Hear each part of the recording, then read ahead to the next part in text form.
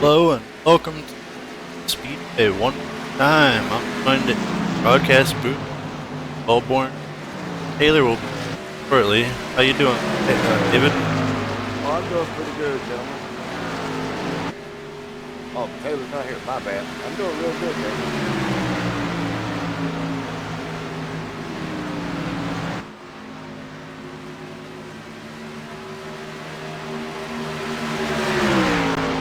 I had turned you up a little bit. How you doing? Oh, I'm doing pretty good. Yeah, I'm using a new headset tonight. As a matter of fact, I have to turn everybody down. Just about to blow my eardrums off.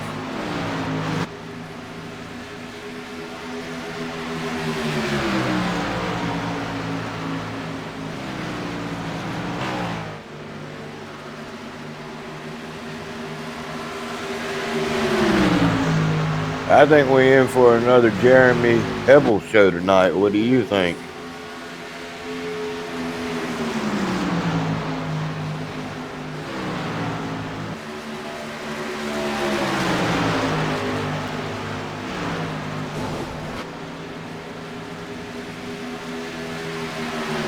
Well, he's 6/100ths of a second.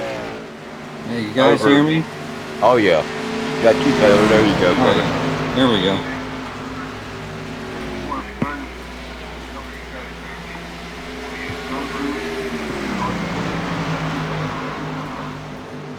Yeah, it looks like Jeremy Hebel's the fastest man on the track right now, along with Eric J. Johnson and Spencer Tart. You said you wanted to grab a quick interview before everything went off. That's still the plan? Yeah, whatever he wants to do. Just gotta tell me, like, who he wants to interview.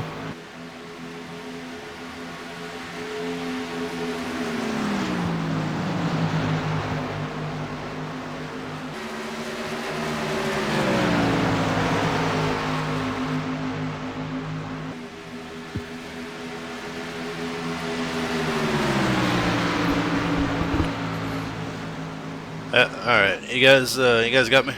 Yes, sir. Yep.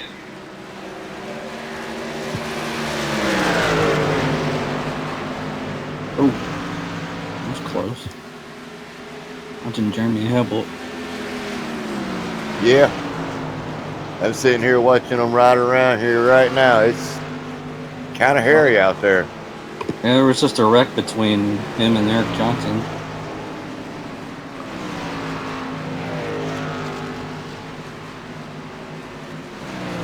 Watching Jeremy Hebel's lap times, as he's ran 23 straight laps, and so far his fall off is not as much as I kind of would have expected. Right. Oh, he's sideways.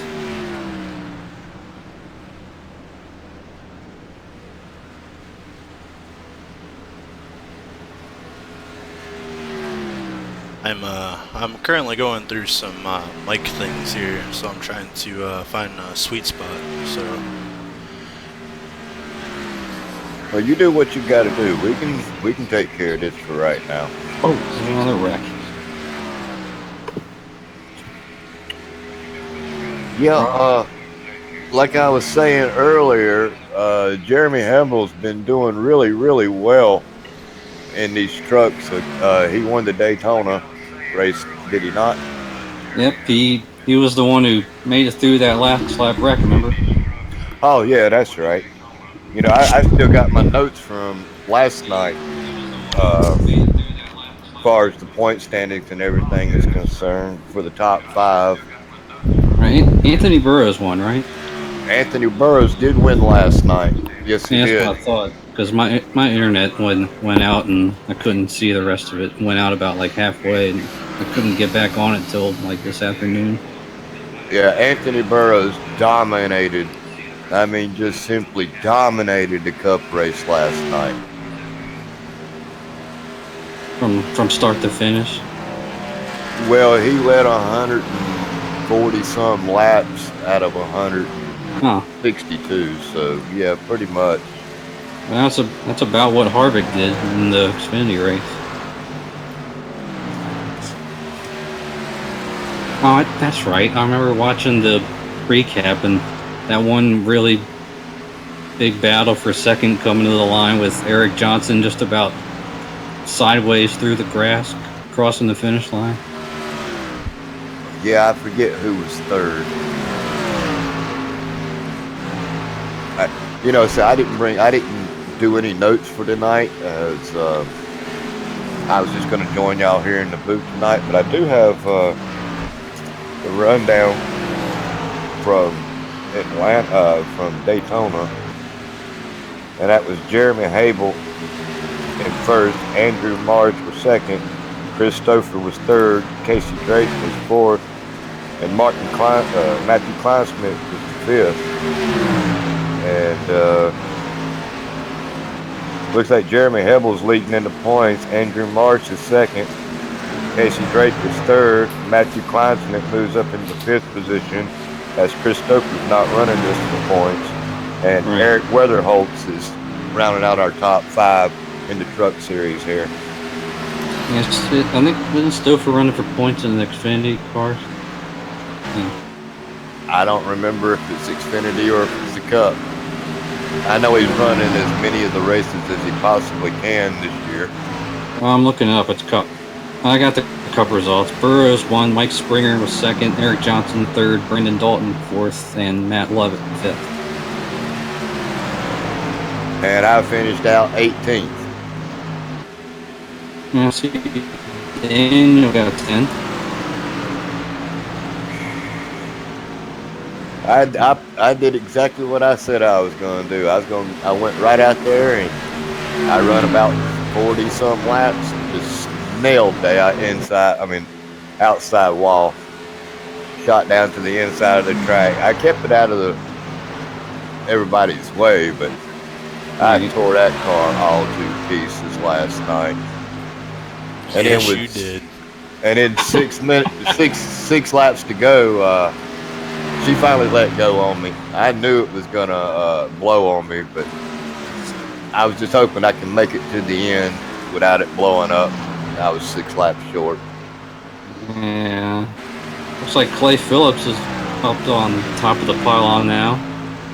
Ran a lap 1/1000th of a second faster than Jeremy Hable right there.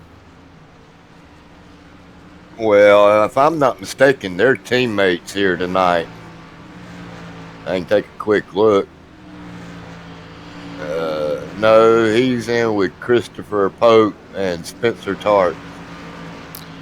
Alright, guys. Anna Spencer had a rough night last night. Then he wrecked with like that was 2 nights ago. He wrecked with like a couple laps to go. No, he had a pretty good night last night, but I'm at Monday. Oh, I don't remember about Monday, but I know last night he had a good run and then didn't quite finish the way he wanted to. Hey, you guys got a copy real quick? Oh, Yes, yeah. I do. Alright, so part of why we're starting this thing so dang early today is I was trying to do like a driver profile of the week type deal. So here in a couple seconds we're gonna go ahead and pull in Robert Armstrong, but let me see if I can find him on track real quick. Yeah, he's going into turn 3 right now. He looks like he's 6th fastest. Alright, so a little bit about Robert Armstrong. You try to pull him in while he's actually on the track? He's been on iRacing since July Eric Johnson 1st, has just moved into the 2017. first place position, fastest man on the track. By 2,000ths of a second. They're all pretty even. Yeah, it looks like it's where's going to the be a big real one? tight field tonight. Boy, Marvin Wingfield just went end over end on the pack straightaway.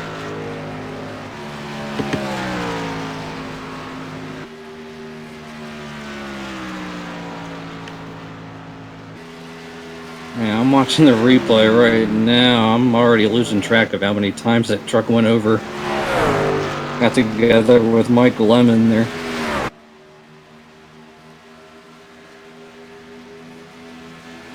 Yeah, it had to be like 10 times or so. I'm currently watching Andrew Marsh and Jeremy Hebel.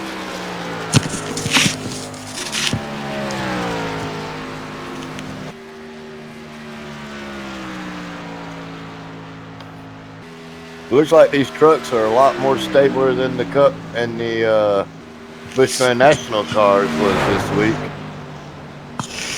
Yeah, it looks like, I think part of it's because of, well, one, the different kind of weather, and two, this kind of, the trucks don't have quite the amount of horsepower as the cars. Oh, they ain't got that much horsepower at all. But Yeah, it was, track temperatures last night was like 112 degrees, and it was slick.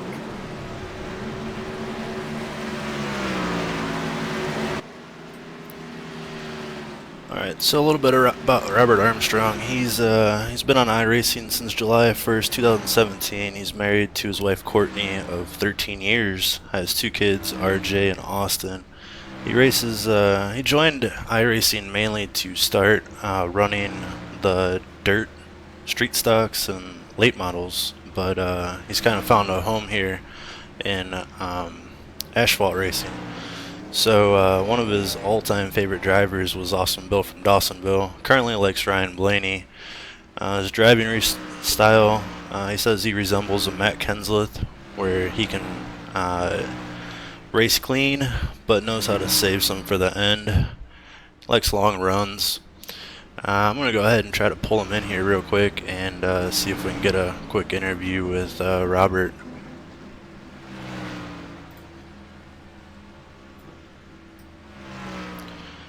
Hey Robert, this is Dan in the booth. You got a copy? Yes, sir. I got you loud and clear. Hey, I was talking to you a little bit earlier. I'm going to throw up some pictures here in a second. Go ahead and tell us a little bit about yourself. I already told him that you know, basically everything we talked about earlier, but go ahead and add a little bit to it. Yeah, no problem. I'm just a family man who likes sport and love racing. And we go to a bunch of different races. I've raced just, some dirt cars, and I grew up around the sport. A kid from the 80s getting to see some great race car drivers. I got a picture on the screen right now of you and your family. It looks like at Bristol. What was that about? How'd you guys get that? So we were taking a trip. We were going to Gatlinburg, Tennessee for vacation, and early in the morning on a Saturday, and we saw the signs for Bristol. I was like, well, ask the kids and the wife, hey, do y'all want to go? So we turned in, and they had some kind of event going on there, and the guy comes up on a golf cart. It's like, I said, do you mind if we, take some pictures? He's like, well, y'all want to go inside? So they took us inside. We got to go on the track. Got to go up in different parts of the stadium to see where we would want to sit, and it was pretty awesome. It was a great way to start vacation. That's awesome. I'm gonna go ahead and bring up a next one here. It's your son with the Jimmy Johnson car. How is that being a Ford fan and having your boy rooting for a Chevy driver? I'm going to tell you that's a tough one because my grandfather, he raced Fords. My stepdad, we worked and raced Fords. I'm a Ford guy. And, of course, when he was born, about the time he really started watching racing, Jimmy Johnson rattles off 5-6 championships in a row. So, of course, that drew him right into him. Man, yeah, that one's a tough one. Yeah, I bet. Here's a picture of you and Ryan Blaney. Where'd you meet him at, and how cool was that? Yeah, that was pretty awesome. I live about 60 miles from Richmond, so last year, my kids are old enough now, we started taking them to the race. So we went for the spring race, and in the fall race, I'm going to go, and we're going to get there early, and we checked where the drivers were going to be, where they had this Ford thing set up with different driver times. And he was the first one that was going to be there, so I taught my wife and the kids to come and sit with me in line for an hour while he did this question and answer. And then after it was over, we walked down through, shook our hands, we had some stuff, he signed it. So it was a pretty awesome day. I bet. And then it looks like your boy, is it Austin in this picture in the Legends car? How's that gonna go? You gonna get him in the car, get him going? What's the plan there? Yeah, he really wants to race. So our local track actually is in the process of being sold, so they're not doing the dirt track this year, only the drag strip. So we might do some go-kart racing here soon. We don't know yet, but he really loves cars, anything RC cars, video games, anything. He loves practice on iRacing. Loves it. That's awesome to hear. Hopefully he gets going there. Last picture on the show is looks like the Patriots that you coached this past season. You got them to a 10-2 record, and unfortunately, I lost in the championship game. Tell us a little bit about that team for you. Yeah, no problem. 7th and 8th grade kids. This would be that's RJ. This would be his last year playing. So, we got the team together and we rolled. Man, we had a good team. Had some big guys. Everybody could play. We played well together. And the team that we actually met in the championship, I coached with him in baseball before we won championships. So, kind of the mentor versus student. And he caught us on a week where 4 of my kids ended up being sick. And you could just tell they tried to gut it through, but it hurt them bad. But they played hard, never gave up. And it was a great experience. It really was. That's awesome to hear. I'm looking forward to seeing what you can do. Right now, you're sitting 8th in the points. What are you gonna be planning on doing out there today? I'm going to try to keep my nose clean. I wish it was a little bit hotter out because I like it slick and I could maintain my truck well, but try to stay out of people's way, keep my nose clean, get a top 5. And I want to thank the Winona Truck Series coming on board and the DRL. Excellent job, guys. I'm really enjoying this. I'm glad I found this lead. We enjoy watching you run. David, Taylor, you guys got any questions here for Robert before we let him go? I just got one. You know what Ford stands for, right? First on race day. Last to finish. And if you flip over and read directions, and on the bottom of it is stamped, you should have bought a Chevrolet. And I'm just a Chevrolet man. No, I I'm can't hear sorry. anything. Oh, come on, man. You know about them Fords. I really wish they had the F-150 here, but that's okay. If they had that, I'd probably win it all. So, Well, I'll tell you a little secret. I went to community college for mechanic school, and one of the people that I got to meet was Bill Elliott. He come in there one afternoon, and he spent a half a day with us there in the shop just talking and going over some things with how the race cars and the productions are done. It was really an awesome experience. He's a really nice guy. yeah, that was my favorite growing up. I loved him, and that's really, probably him and Kel Yarborough and all them guys driving them 80s model Thunderbirds, my favorite. Oh, yeah. I've been racing. Oh, yeah. That's back when racing was racing. Yes, sir. Yes, sir. The good old days. I don't know, this stage racing, this has been the best racing. Last year has been probably the best racing they've had in years. The stage racing has added some excitement, that's for sure. Well, hopefully we can put on a decent show for you and your family. They're watching tonight, right? Yes, sir. Both of them are upstairs watching, and I think my wife might be sitting over here watching too. I know she's listening to me. That's great to hear. Good luck tonight, Robert. We'll see how you're doing throughout the race. No problem. Hopefully y'all get to bring me back in after the race is over. Oh, we'd love to have you in here after the race.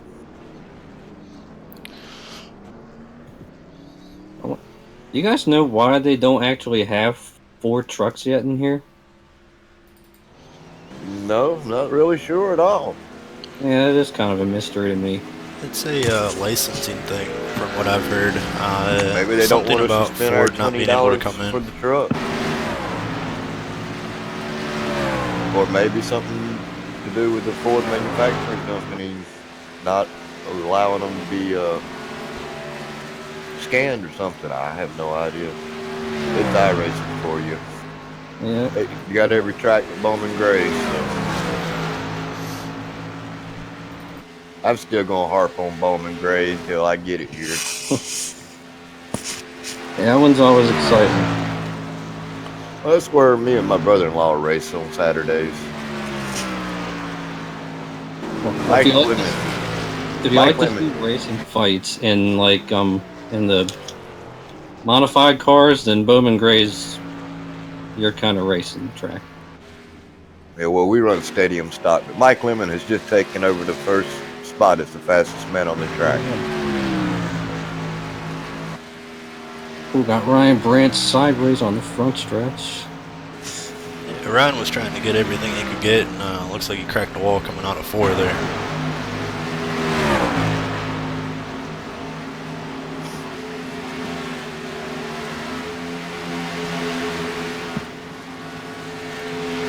Alright guys, last year, it seems like last year, you know, running these races here, it's pretty cool to watch, you know, like, be a part of this, and it seems literally like it was last year, but we had a guy, the winners last year was Anthony Burrows, but Anthony won't be racing with us this year. Looks like Clay Phillips and is Richard Springer in this one? He was on the entry list. No, Clay Phillips last year finished 3rd. The rundown last year at Atlanta was Anthony Burrows, Daniel Hallis, Clay Phillips, Mark Vega, Richard Springer, Chris James, James Pandoff, J.R. Hager, William Edwards, and Brady Briggs. But out of the group, I'm kind of leaning toward either Phillips or Pandoff to walk away with the win here. What are you guys going to predict? You know, there are quite a bunch of fast guys, at least in this practice session. You know, I'm going to go out there and I'm going to say Matt Kleinsmith.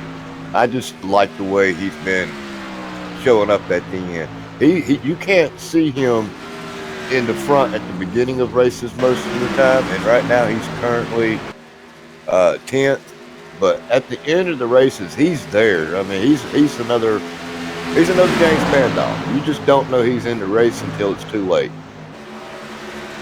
And that sounds like Robert Armstrong's favorite driver, Matt Kenseth, or how he emulates his driving style.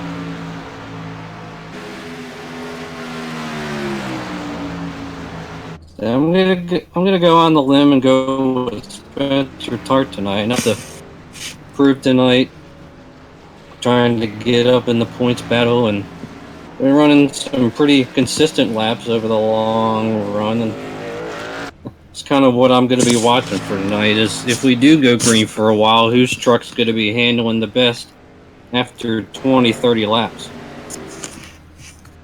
Well, if these trucks handle like the cars and the Grand National cars did, Now we're going to have a caution and laps. it's going to be pretty slick out there after about 20 laps. Yeah. Well, hopefully we don't have, like we did the start of the first attempt at the Grand National race when there was that wreck on the pace lap. Say again? Like I said, hopefully we won't have the situation we had in the Grand National race where we had that wreck on the pace lap. Oh, yeah. Yeah, that's where the 13 car of James Larillo. Yeah, Larillo his internet took a dump. And Yeah. he ended up actually taking a dump again last night, too. You got a second? Well, it was certainly nice of James because, like, a whole bunch of cars were going to be affected by that. Like, I got like some minor damage in that incident, but I know a lot of guys is going to be pretty much ruined before the green flag even came out, and it was nice of Pandoff to give everybody a fair second chance and reboot the session so everyone can have a fair chance. So the only problem was it changed the weather conditions. Right. Yeah, because the first time it was actually kind of, I guess, partly cloudy, but then the second session that ended up opening up was complete overcast. Yeah, I just like I said last night, it was a handful. I don't see how any of them drivers in the top 5 did it last night. Because I mean, I did a lot of practicing. Don't get me wrong, for Atlanta Motor Speedway, and I thought maybe driving the Bush cars would give me some practice just in case we run into that situation where it was hot. Uh, I have no idea what happened. Like I said, that track was just so slick last night. David, you got a second?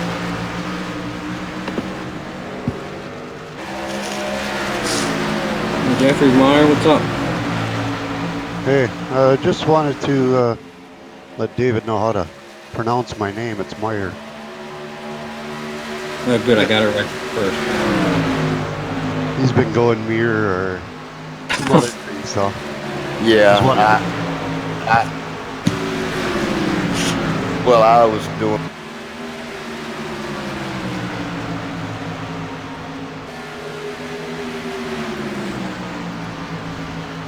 Hey, Taylor, why don't you got anyone you want to talk to right now? I'm trying to see who's not on the racetrack right now.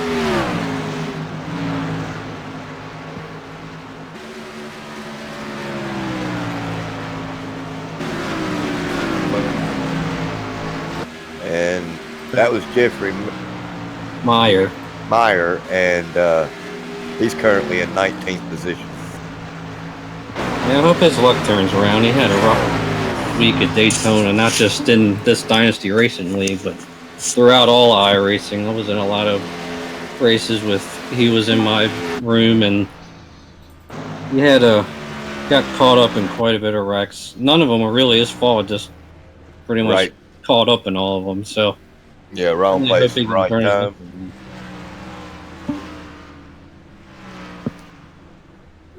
Yeah, you get caught up in the wrong place at the right time, you got a bad night for you. Yeah, luckily they're able to get more spread out here. Well, Eric Johnson is still the fastest man on the track, but Ryan Branch has moved his way up into second place. Mike Lemon is still third. Clay Phillips is fourth. And Jeremy Hebel is in the top 5 as far as the fastest drivers on the track. Yeah, Ryan must have just figured something out, because the last lap he ran was actually his fastest. He's ran 34 laps in this practice session, and lap 34 of his run was his fastest. And well, you can't never count Ryan Branch out. He'll figure it out one way or the other how to get around there.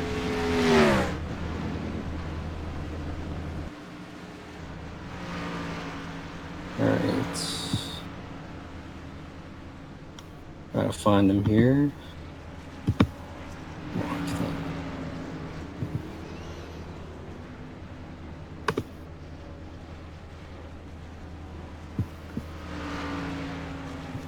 Oh crap, that was the wrong one. I just noticed that Chris James is running the trucks tonight. Yeah, I see that. Hey, Clay Phillips, this is Taylor in the booth. Do you hear me? Yeah, I got you. Well, practice laps are looking really good out there tonight. Oh, Like, how's your truck feeling? It's feeling pretty good. It's a little tight. I just gotta work on my throttle positions, letting out a little bit earlier, and I'm gonna try to use a good bit of brakes, keep my tires fresh. Who do you think's your toughest competition out there tonight? Eric's looking pretty tough. One I'm definitely gonna be worried about. A lot of these guys should be able to keep it up there, and it's probably gonna be a close grouping with top 5, sure. Well, we're certainly be watching. Good luck out there, and let you get back to practicing. Yeah, well, thank you. Hope you guys enjoy the race.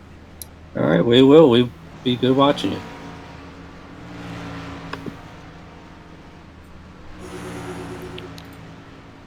I think he's going to be one to watch, guys. I really do.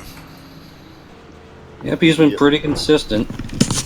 And he's run every race this week on the Atlanta Motor Speedway.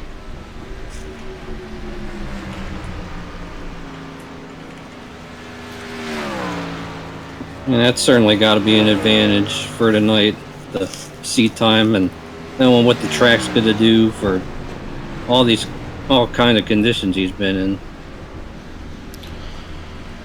Right. All right. So today, let's It bring looks up the like we current got about event. 15 minutes until qualifying is going to start.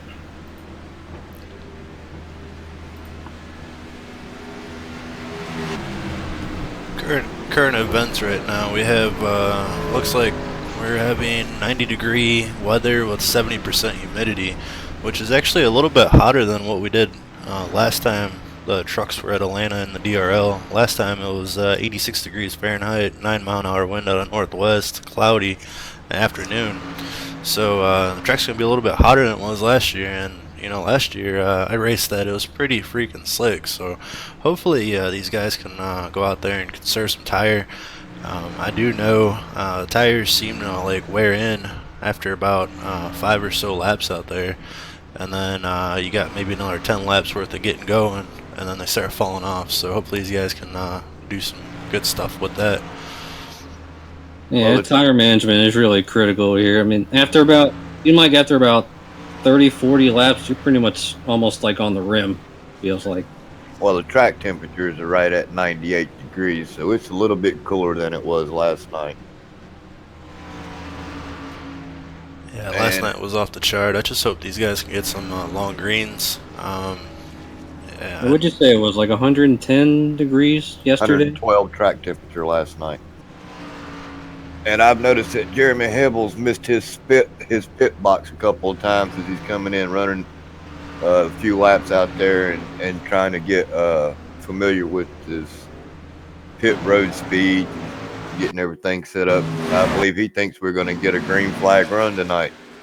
And we saw a couple of guys miss pit road last night in the Cup race. I think one of them spun. I can't remember who it was, but another one had to try to lock it down and had to zip back on the track and make another lap before he came on pit road. So these guys are going to have their hands full. Like if they have to make a green flag stop. I'm watching Hebel again.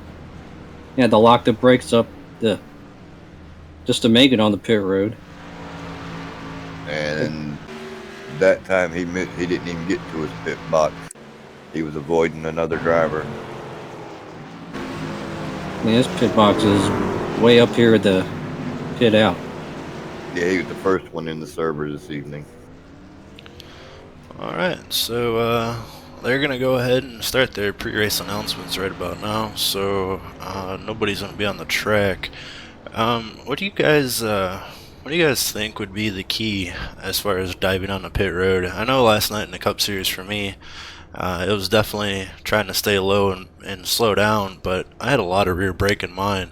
You think it's going to be a problem if people don't have too much rear brake or not enough or whatnot coming down? I believe it's all going to depend on where you exit the track to get in. If you wait till you come off of turn 4, you're probably going to lose it. I like to come in and get down on the apron right around in the middle of 3 and just ride around and get in smoothly. That way I can slow the car down and make sure that if I did grind in too much front or too much rear brake, I can save the truck and possibly avoid hitting someone if they're coming in with me. Yeah, if you try to pit in the middle of turn 4, then you're going to be out in the grass more than likely, especially on hot worn out tires. It's going to be tough to handle to get down to the speed limit. Was it 50 miles an hour? Yep, 50 mile an hour. Yeah, try to go from 160 to 50.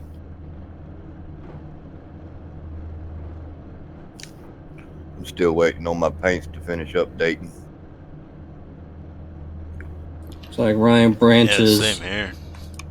giving a pre-race instruction. And usually when it takes this long, you get like 7 or 8 guys that's got fresh paint, different schemes or whatever. So Yeah, I read. Didn't Anthony Burroughs like have a different paint scheme than he usually runs last night for his win? I don't know. I only got to see Anthony one time, and that was during practice for about 0.2 of a second. Yeah, Anthony was running his normal colors. I could have sworn I thought I saw like on the Discord that like something was up, but maybe not. Yeah, he put on an absolute clinic last night.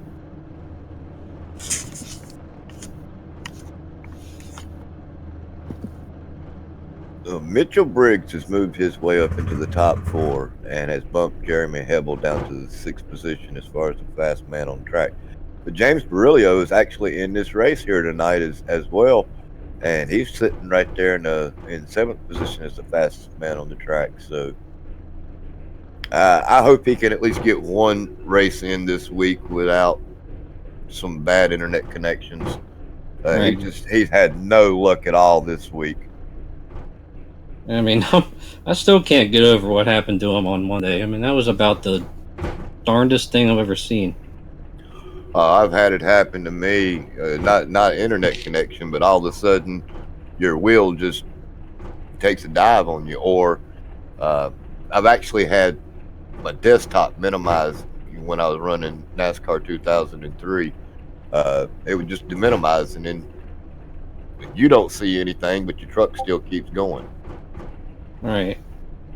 So he could possibly had one of the. Well, I know he didn't have that. He had an internet connection problem. That truck just turned hard left and went right up into the truck beside of him.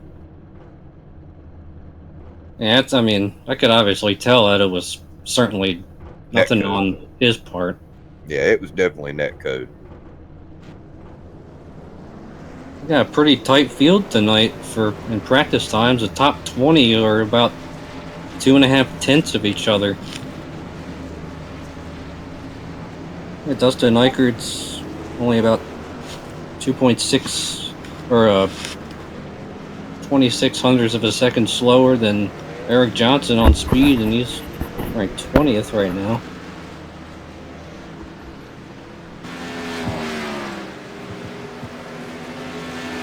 Well, believe it or not, the top 26 drivers that's actually posting the time right now, it's 1 second between the first fastest driver on the track to the last driver, which is Chris Torrance Jr. And that's amazing. There's only 1 full second between the top 26 drivers.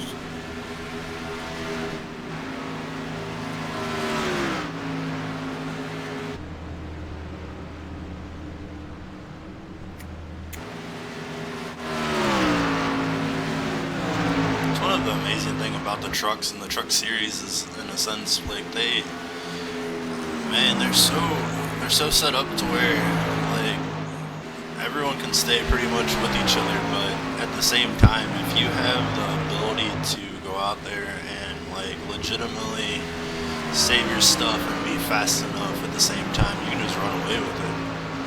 It's a completely different breed of racing in the truck series than in the Xfinity or in the Cup series, as far as I'm concerned. Yeah, I agree. Whoever takes care of their equipment the best is going to have their best chance to win tonight, in my opinion.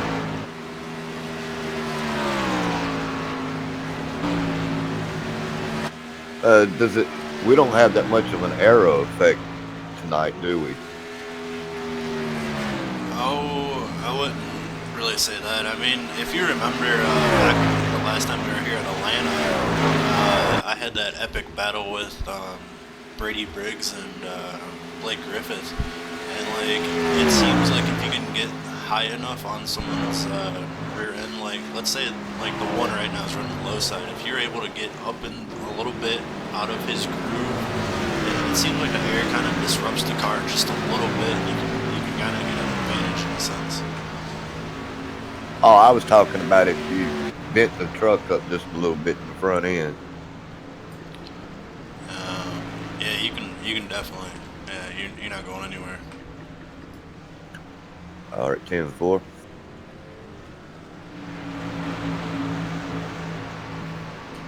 And we should have asked about Robert Armstrong's paint scheme when we had him on a little bit ago. It's pretty neat looking. Oh, his son, his youngest Northshire, son, makes those paint schemes Northside for him. Cal Ripken League on his truck. Yeah, I think his youngest son's name's RJ.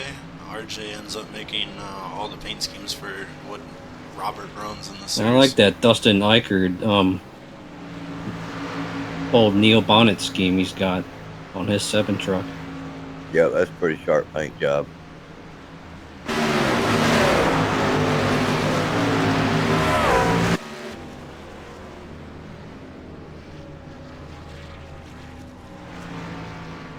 Looks like we got about 5 minutes until qualifying sessions are going to get underway. I just can't wait. I'm in a hurry to see this truck race. And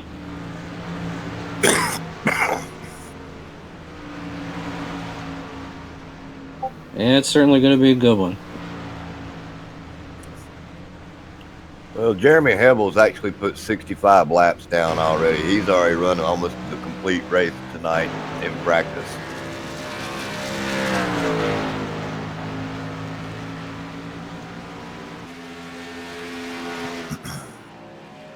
Well, so he certainly knows what he's got under him if we go for a long run here. I think a lot of his is the last 20 minutes has been just what he's doing right now. He's going around, he's making 2 laps, and then he's coming in and he's trying to get Qualifying run. Well, I don't know, maybe qualifying, but I know he's coming in on pit road and he's trying to gauge where he needs to stop or start slowing down before he overshoots the speed limit. Now, hopefully he's got it figured out, because the last couple times hasn't had much luck here. And he just ran his fastest lap about 2 laps ago. Still 6th on the board.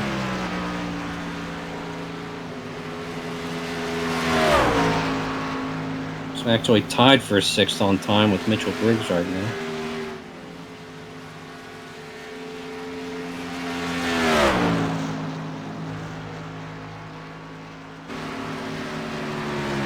Yeah, I believe you're right. I believe he is doing qualifying runs right now.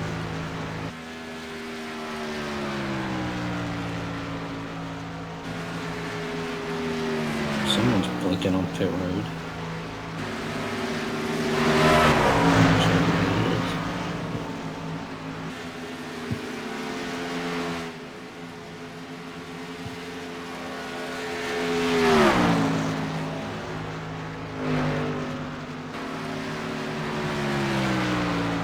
Oh wow, look at that lap Spencer Tart just posted.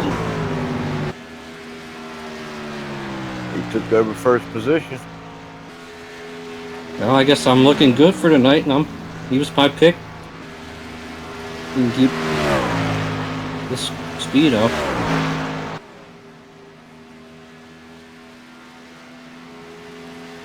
I still say at the end of this championship, you might want to look at Matt Kleinschmidt.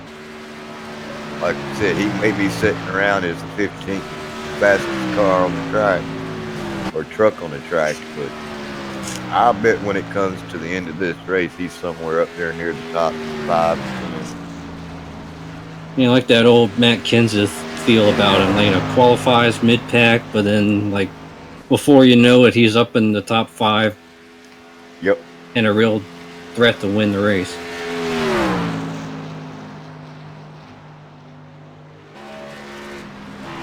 Not sure.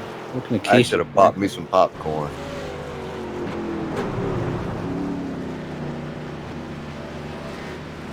He's getting in there pretty good.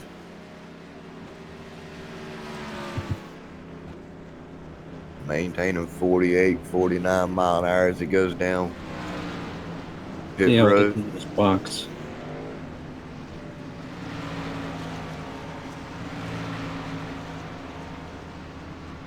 That's a nice stop. He's got a long trip down the pit road before he gets to his stall. And if he qualifies up front, he's going to still have that long trip. And looks, well, we got about a little less than a minute and a half before the qualifying session begins. Come on, let's go boogity, boogity, boogity, boys.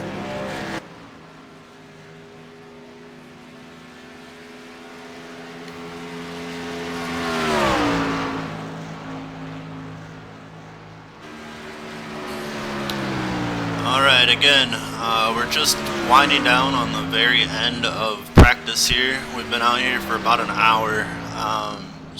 Currently we have Tart, Johnson, and Marsh up front.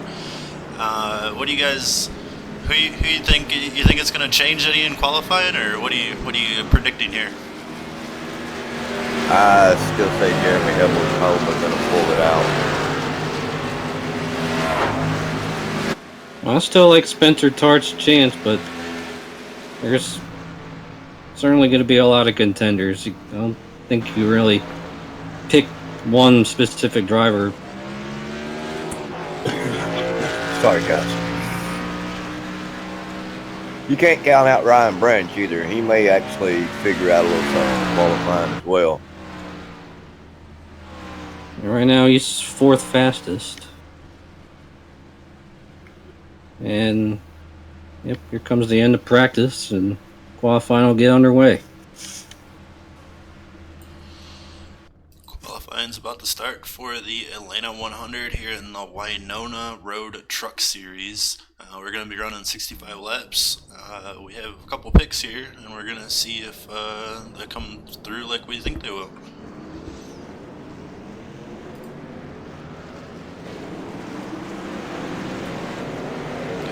Ryan heading out on track. I'm looking at John Mullins. He actually didn't even post one lap of practice yet.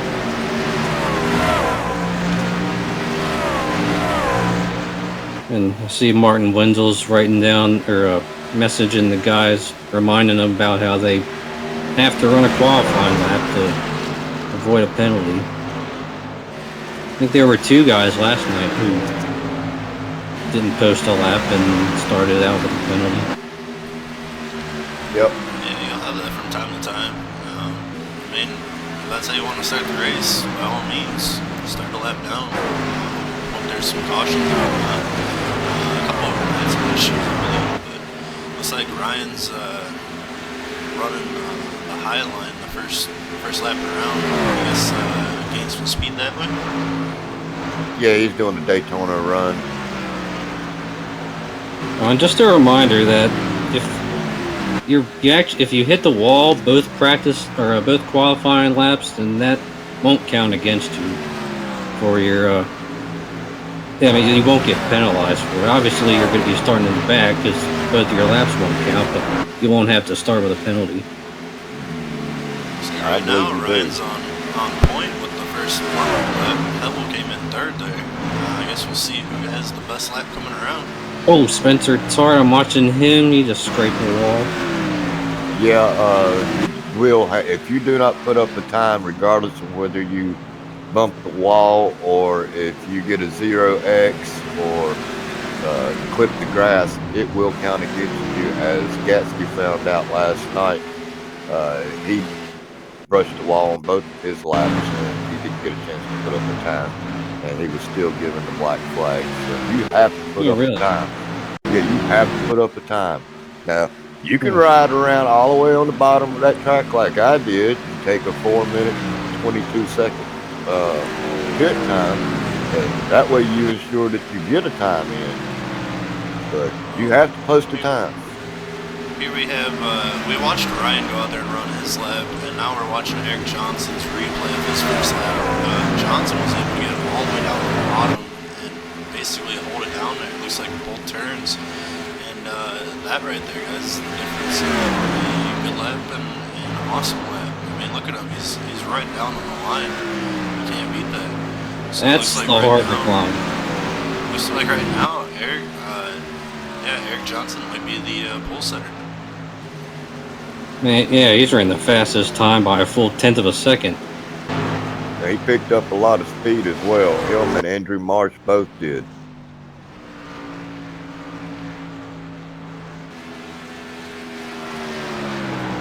Looks like Jeremy Hebel's going to start around 9th or 10th. And Spencer Tart's gonna be in. Right now, he's 19th, so this qualifying session certainly didn't go to where he was hoping for. Looks like Casey Drake's still on the track. High rating of 651. He's looks like he's coming around for his first lap.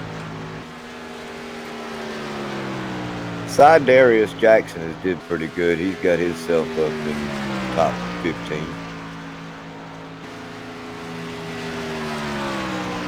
I'll tell you what's amazing about Casey Drake. This kid's only 13 years old. And he's been on here since 2012, so he actually got his start on iRacing as a 7-year-old. That is amazing. Man, when I was 7 years old, I was still messing around with PlayStation 1. Yeah, I was still messing around with my Matchbox cars and my all sorts of little stuff. Yeah, it's quite age difference of the oldest guy in this field and Casey Drake. Isn't John Mullins the oldest one in this field? I am not quite sure. Just numbers on a car, if you ask me. Let's go ahead and grab Eric real quick and pull him in and see how he was able to manage what he did. All right, sounds good.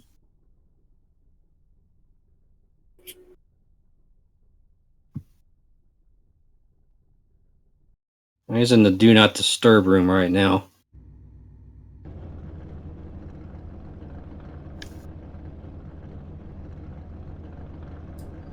Well, how about second place? Yeah, I want to get Andrew Marsh in here.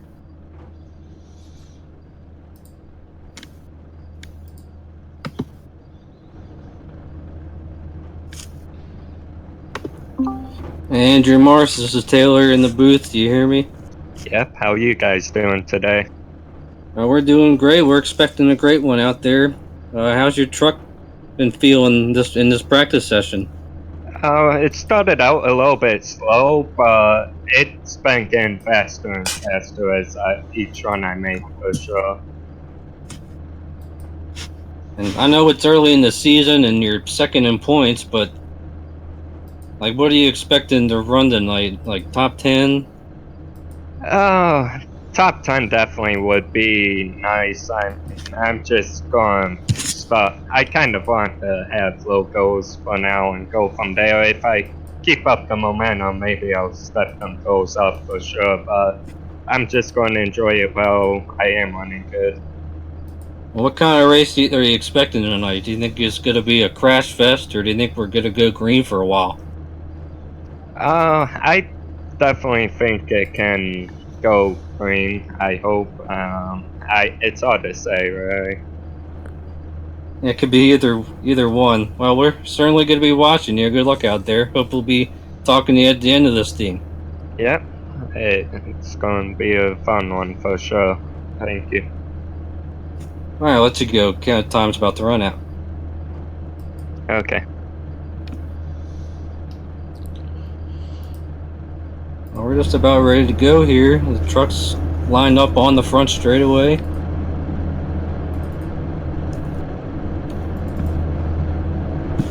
I guess it helps if I go live, wouldn't it? Pretty big field tonight, 29 trucks. We're reading this correctly. Mark Vega and John Mullins, he did not post a time. I believe, isn't Mark Vega helping admin tonight? Oh, that's right. Yeah, you're right. Yeah, that's right. He's part of race control. Thankfully, I just remembered to switch my car count back to 43. Man, we almost had a problem there.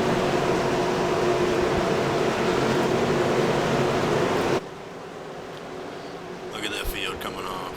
Oh, such pretty trucks, such pretty trucks. Hopefully they can make it through a few laps without bouncing off of each other. So half a lap before we go green here. Any final thoughts?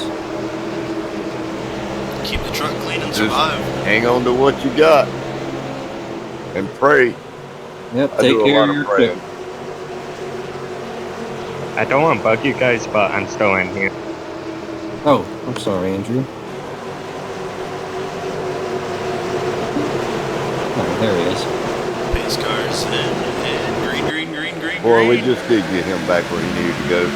Yeah, I would have felt bad if I ended up messing up his start there. So let's watch the start of this race. Yeah, it'd been bad if he'd had to sit in here and listen to us commentate this race all night long. Oh, they are three wide. Sure, it's a good thing they backed out of it. Clay Phillips mounting the charge on Andrew Marsh for second as Eric Johnson's pulled out.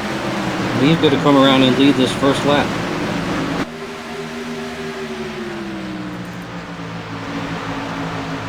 He's not running this series for points, so it's basically all or nothing for him tonight. Wow, they're still 3 wide. The 69 and 82 decided they was going to split the driver and go 3 wide. They are still 3 wide. Look at that. This is amazing. This Looks is like the Cy tightest race Jackson's we've seen already yet. manually disconnected. But they're not even running a full lap.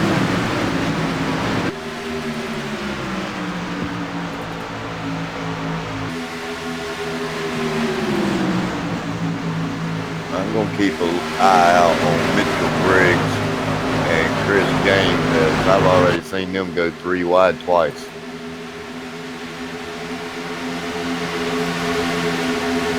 Look at Jeremy Hebel, started 9th, already up to 6th.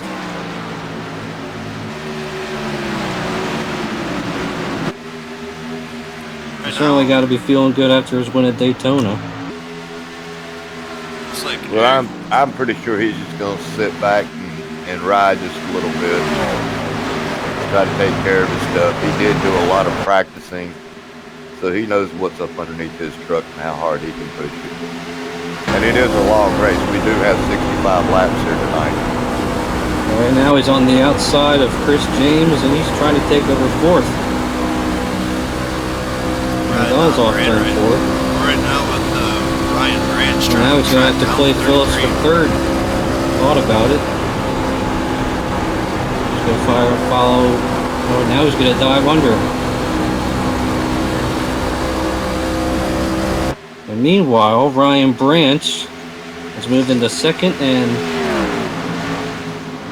last lap he was just a tick quicker than Eric Johnson. Got the gap down to 0.4 of a second as Ebel completes the pass for 3rd position on Clay Phillips.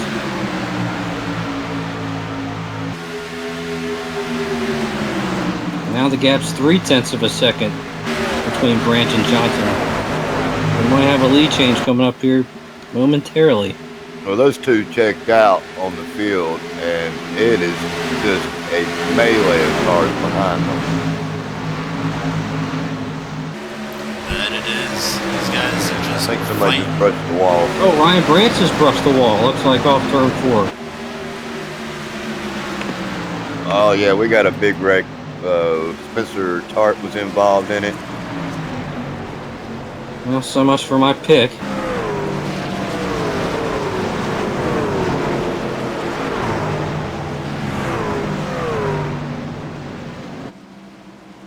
Oh, yeah, the 10 involved as well. Kenneth Lehman. Yeah, the 10 hits the wall. Spencer Tart grabs him, and then they just come down the track and collect the 91 and a couple other trucks as well. And it looks like Kenneth Lehman bounced off the wall and trying to gather it under control, drifted down the track in front of Spencer Tart. Yeah, Tart's got pretty significant damage on his front end. And like we expected, Only 7 laps, and they're already making pit stops. You gotta keep getting fresh tires when you can. Yep, I found that out last night. That Pop-Tarts 28 truck is definitely It's got crumpled. some front end damage. Looks like Eric Aaron Johnson's Johnson going beats to beat him all. everybody out pit road. Looks like Jeremy Hebel going to come out second. And it looks like Cy Darius is actually trying to get back into this race.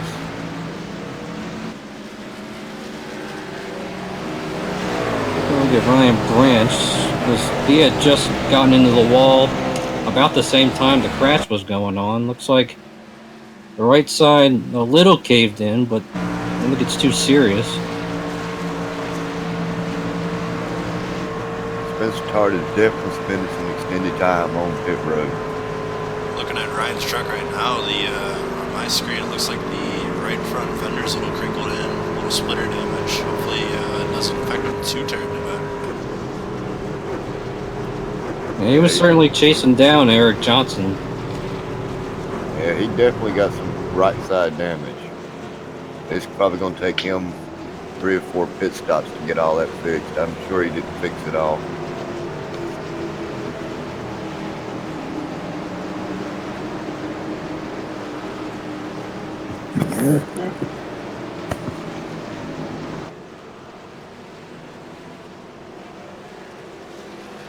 About the start of this race for Jeremy Hebel. Yeah, started ninth and he's already up to second. Yep, his pit crew did him some favors too. He came in running, I think, third, and gained him a spot. Except the only problem is he's going to be on the outside for the restart now. I don't believe that's a problem. I think that's where you want to be. It's where I wanted to be all night last night because it's just too slick on the bottom.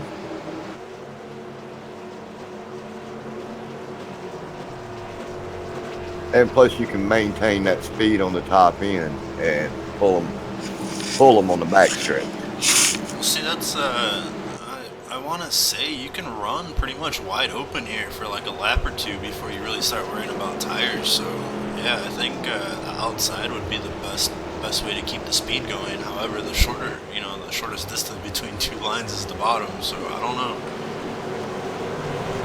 It may be shorter, but if you can make it faster on the top side, it don't matter how short that line is. Well, we're a lap away from figuring it out as the lights are off the pace, top the pace car, and we're going to go green next time around. We ended up having about 6 or 7 trucks involved in that accident. Such a shame. See, that's the difference between the Cup and the Grand National. These trucks are stuck right on top of each other because they're all running really close to the same times. And with the Cup and the Grand Nationals, you got separated. It was a single file. You had 3 here, 4 there, 3 here, 4 there. I've noticed with these trucks, you get the cream of the crop, they pop up into the front, and then everybody else is just struggling to get a position. And looking at the scoring pile, it looks like Andrew Marsh and Kenneth Lehman ended up losing a lap, having to repair the damage to their trucks. That's a tough break for them. Have the car going to the back to pace cars in, and Here we go. here we go. Oh, look at the restart Eric Johnson got. Clay Phillips beating the back end off the Hebel. Now he takes a look under the inside. Ryan Branton's right there in the mix of things. We're certainly going to see how Ryan Branch's truck handles after getting into the wall, if he loses any speed or not. Clay Phillips slid right up in front of Hebel. Yeah, I'm surprised that he didn't get turned right there. And Jeremy Hebel did really cut him some slack there. He almost got into the back end of him again off turn 4 there. Probably got about 2 of that. Looks like Jeffrey Meyer got a black flag cleared. He must have got passing under yellow or something. Bob Cunningham is back on pit road, and William Wingfield is still on pit road. Yeah, both of their trucks. Well, it looks like Bob Cunningham's back on the racetrack. Albeit a lap down.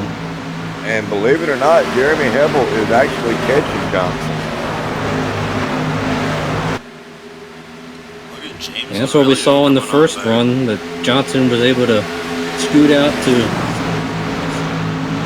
a pretty big gap, but then once they started running some laps off, the gap closed about 1/10 of a second each lap. So we'll see what Hebel can do here. He just clicked off 0.2 of a second that time. It's now down to 0.4. And they're all over each other back at about 12th spot. Looks like Off of Mitchell turn Briggs 2. is getting ready to make a pass on Ryan Branch here. Briggs goes low, Branch goes high. We'll see how this pans out coming out of Ford. And it looks like they're going to stay even to the line. Ryan Branch and Mitchell Briggs side by side. That's for 4th. It looks like Mitchell might It actually looks like clear coming Hebel out of 2. and Johnson is running just about the same line. Gosh, sorry, David. That Ryan Branch just about got into the left rear of Mitchell Briggs off turn 2. Briggs slid up in front of him. That's Yeah, like I saw David that. was saying earlier. I was That just getting ready to comment on it myself. Oh, here comes Robert Armstrong. It's going to be a little 3 wide action down this front stretch. Somebody's got to have to give. Thank you, Mitchell Briggs, for giving there. like That's David what was saying Ryan Branch earlier. That's what he's saying right now. He definitely did not want to be the meat in that sandwich. That high side does Oh, don't definitely make get me a heck of a hungry. run. So that's why we were seeing. Well, you got Ryan your almost popcorn, run over. didn't you? No, I said I thought about going making popcorn, but I got a brand new loaf of bread and submarine sandwich meat. I'm thinking about going and making me a sandwich in the next culture. There you go. It looks like the gap is a bit stabilized now. Between And Johnson they did it again. The 82 has just decided he was going to split Casey Drake and Eric Weatherholt. And he made it work, but I don't believe either one of them drivers is going to be any too happy with Eric Weatherholt. Looks like the 52 of Casey Drake got on the wall there, coming down in the turn 3 as well. Well, Casey Drake's in the 51 truck, and I'm looking. I don't see any damage on his truck, but him and Weatherholt is probably none too happy with Chris James right about now. After 18 laps, I think I just saw Marvin Wingfield. I think I just saw him come, is that Marvin Wingfield? William Wingfield, I'm sorry. Come back out of pit road after getting his damage fixed. He's 8 laps down. Now, my co-broadcaster is Chris James, and he's in the 82 truck here tonight. He's looking pretty racy. He's making some moves, a little bit too. Oh, there it is. Up in the man, what a save that was by Mitchell Briggs. And he took a lot of right side damage on that. Oh, I'm back to look at it right And now. now So Chris might James have- is looking up underneath Ryan Branch. Chris James is on a move.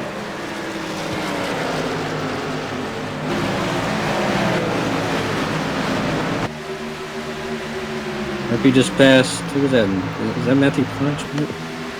No, it's Weatherholtz. Weatherholtz. He just passed him. Well, the 51 and the 12 have been right there together. I think they're trying to get to James to let him know that they're not appreciative of split from 3 wide right there down the middle, but that's just my opinion. I certainly hope cooler heads prevail in that battle. Well, we're gentlemen. I don't believe they'd do anything and cause it yellow, but you may see some tempers flaring after the race. Well, they won't be cutting each other any slack, that's for sure. That's what I'm sitting here thinking. And it looks like Weatherholt has actually got around Chris James in 5th position. He's got his sights now on his sights set on James Lorello up in the 4th. And the gap's kind of pretty much again still the same as it was, about 3.5 tenths between Johnson and Hebel, 1st and 2nd.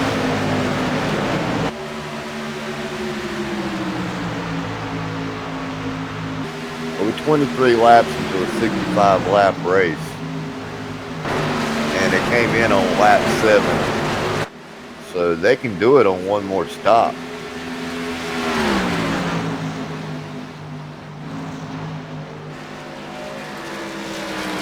After 23 laps, we have Eric Johnson, followed by Jeremy Hebel, Clay Phillips, James Lorello, and Eric Weatherholtz.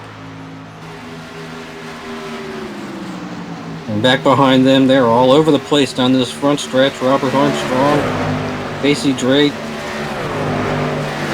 Mitchell Briggs, they were almost 3 wide.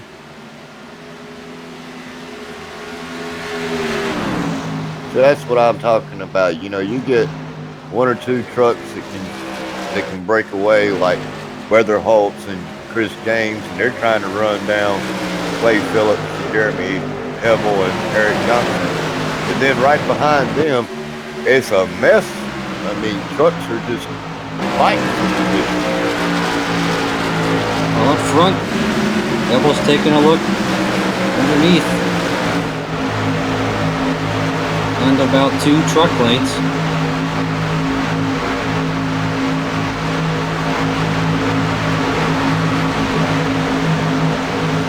Johnson's led all 25 laps so far. He won't get any bonus points, however, considering he's not running the truck series for points. It's all about the win for him. Like I said, I don't care what it matters. If I get a win, it matters. That's a racer. That's what I like to hear about a racer. I don't care. Battle If I win between. by an inch or a mile, if I win, I win. That's the end of that. Yeah, exactly. I want We to got a brag about it. side-by-side battle for 5th and 6th. Oh, that singles out. I've seen them. That's Weatherholt and Chris James. I've been watching them go back and forth here for the last 5 laps. Keep Now playing. Clay Phillips has his hands full with James Lorello, as Lorello takes a look to the inside. Kenneth Lehman is now on pit road. I wonder if this is a scheduled pit stop or if he's actually made contact with the wall. He was involved in that first wreck. Yeah, he was the 10, right? Yeah, he's the 10 truck. He was the one that got up into the wall first, and then Spencer Tart ended up running into him.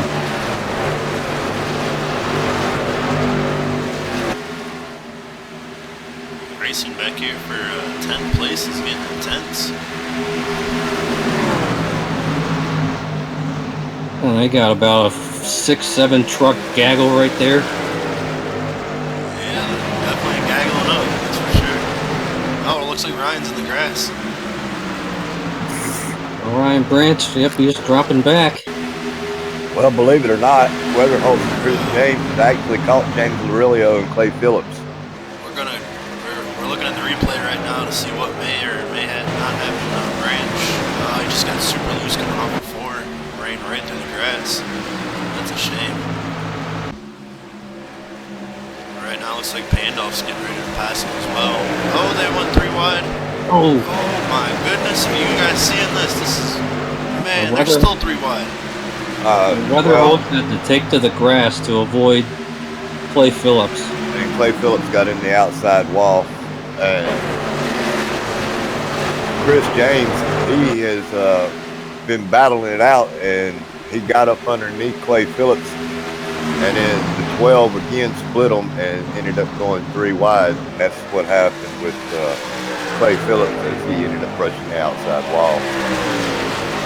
And looks like Chris James is going to move himself up into third place.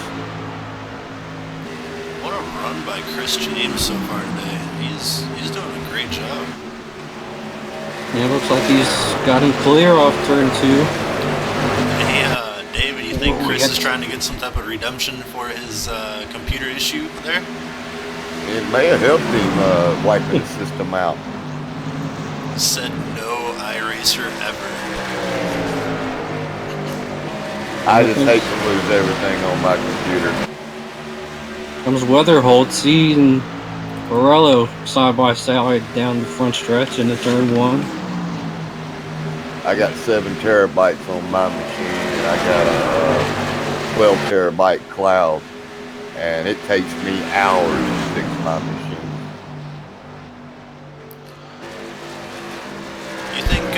You think Johnson and Hebel are kind of just riding around waiting for each other to fall apart, or what do you think's going on up here? Like, the gap's been about 0.4 of a second for the past 20 laps now. I think they're riding, playing it safe. Oh. They certainly have that luxury because they're 5 seconds back to Chris James, so they've certainly got this race right now under control between the two of them. And Weatherholtz is doing everything he can to try to get around Larillo. I don't know why I want to call him Larillo. Got a 4-group battle back here for 5th place right now between Clay Phillips, Mike Lemon, and who else? Robert Armstrong. Even though there's not much going on up at the front right now, it's exciting in the back here.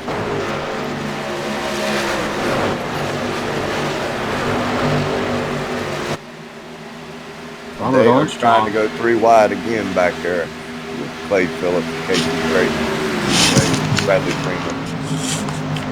I think everyone back here is racing to be ahead of the caution car. Yeah. Oh, look at Casey Drake. I want a caution, I just don't want to be it. Yeah, Casey almost had a good run there, but he clipped the grass and it just killed his momentum. Oh no, stay out of the wall, stay out of the wall. He almost got it. Oh, look who it is, it's Martin Wenzel. Started 20th, now up to 12th. He's got a little front end damage, but not too bad. He just moved his way up into 11th. Clay Phillips is dropping like a rock, guys. I believe Clay's looking to come in and get him some tires. Right now, this is what I would do. I would split the race half and half. Oh, we got lap traffic up here at the leader. Oh my goodness, Eric almost ran over that car. That was, oh man. And Weatherholtz finally did make it around Larillo. Now a little gap between first and second, now about a second. Kind of wonder if Hubble didn't maybe wear out his tires trying to stay up there with them. Or maybe he was anticipating a wreck and kind of backed off there. I don't know.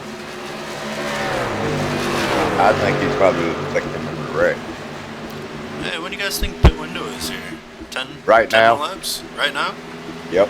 If I was going to do it, I'd split the race in half. That's what I was just talking about. Well, the only problem with short pitting is, of course, you get the fresh tires, but then caution comes out and you're going to be trapped a lap down.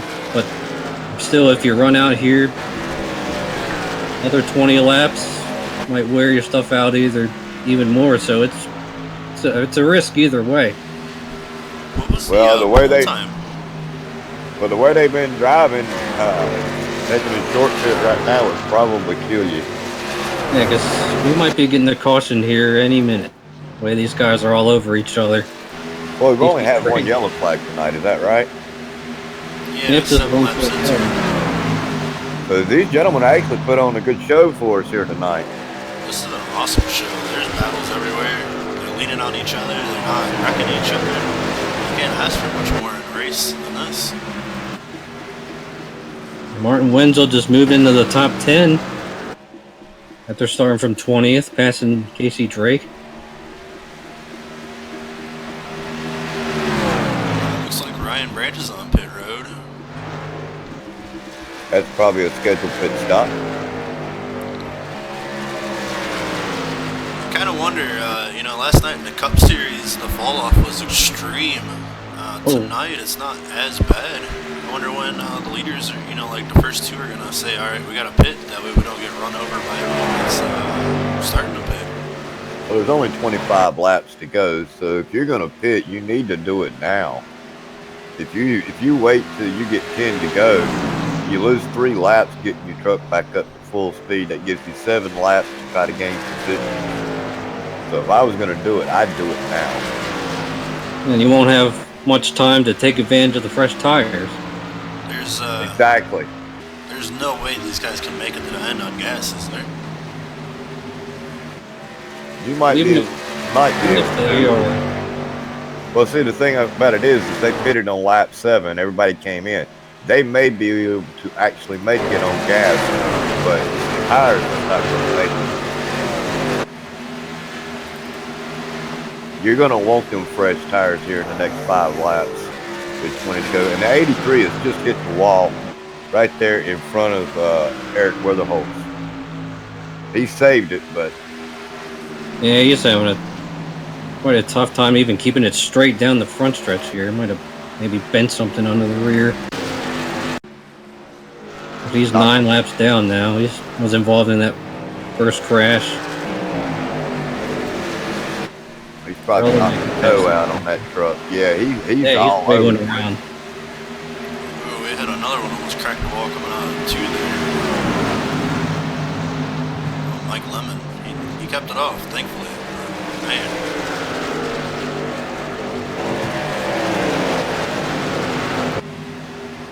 Oh, Man, looks like look at Apple's this. catching the 33 right about now. Yeah, he went from being almost a 1 second back to now to only 1/10 of a second back. Good old cat and mouse games up here. What's this? I still say y'all need to pit if you're going to take advantage of them tires. And 82 is coming in. Chris James is coming in for his pit stop. Getting out of 3rd place, so we might be seeing quite a bit more coming shortly. Well, we're watching Chris come down pit road. Hopefully he doesn't slide through his box. It's kind of like the don't mess up if you're going to be the first guy down pit road. I'd take 3 gallons of gasoline just to be on the safe side and 4 fresh tires. Well, he didn't have to back up. Looks pretty decent so far.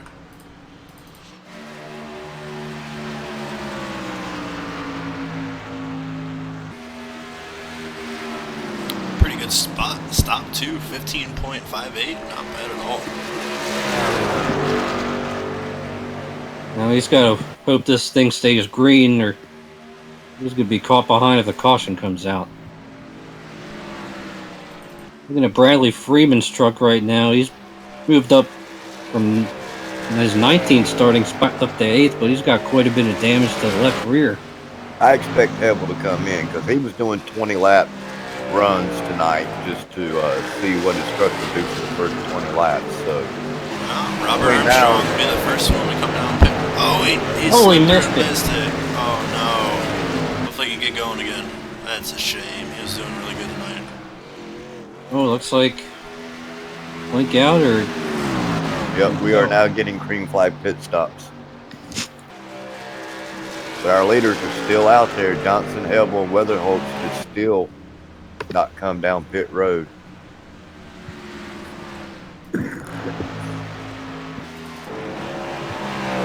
Well, Casey Drake just completed his pit stop. Looks like Mitchell Briggs is going to try to pass Mike Lemon.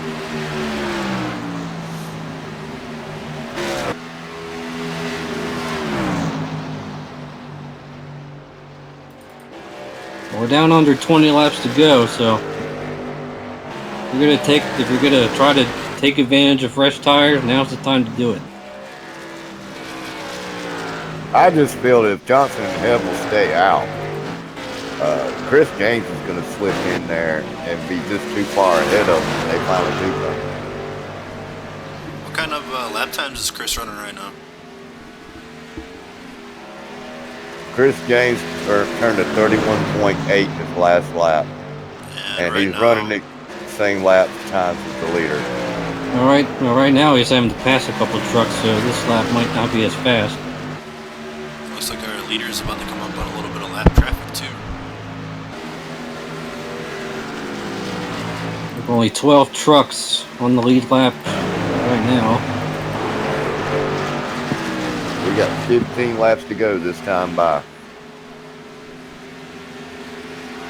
Yeah, I'm with you, David. I'm surprised some of these guys haven't come in and gotten fresh tires yet. Well, Oh, I looks got- like maybe no. He had me going. I thought he was in the pit. He was running really low that time. I still think Chris James is gonna come out. Here comes Caution. weather. Oh, caution is out.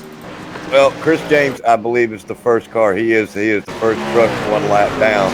Oh, Eric He's Weatherholtz gonna just get took a trip through the grass down the front stretch. I think. Oh, he's sideways. Well, he made no contact, so he's good to go. But I'm not Chris sure James about- will be getting our lucky dog. No, Clay Phillips. Clay Phillips just went a lap down, so he may actually get the wave around. And that's going to suck for Chris James if that happens. Oh, he's gonna get the wave around, but he's gonna be way back in traffic. So he'll still be on the lead lap, but the track position that he had before is gonna be gone. Well, there's only 11 cars or 11 trucks on the lead lap. Oh, that's a shame.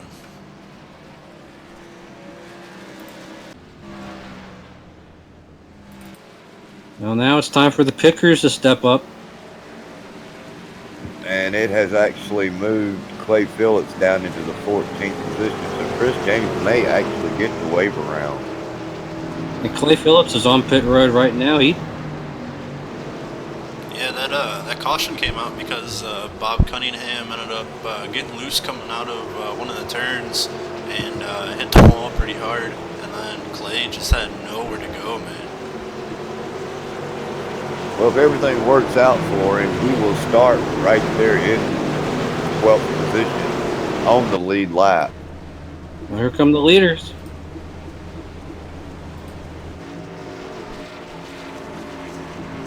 Key pit stop right here. Can't speed, can't slide through your box. Do you take 4? Do you take 2? You take 4. You gotta have 4. I'd still take 4, especially after how many laps we run? About 40. Yeah, they're every bit of 40 to 38 laps on their tires. Well, Eric Johnson in first, out first. Man, Eric had a decent pit stop, 14.58. Jeremy at 14.95. Martin had an awesome stop too. It was like a 14. Looked like Mike Lemon got a 13.9. He did a really good job. Yeah, I think that's all how you line yourself up in between the crew members. You get that sucker squared straight up, you can get you a 12-second pit stop. 12.9. I've done it. That would be amazing.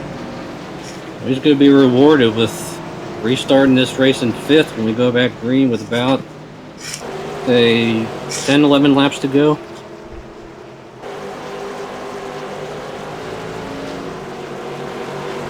Can one of you guys find Martin Wenzel? Bring him in and let's try to talk to him, see how the track's running.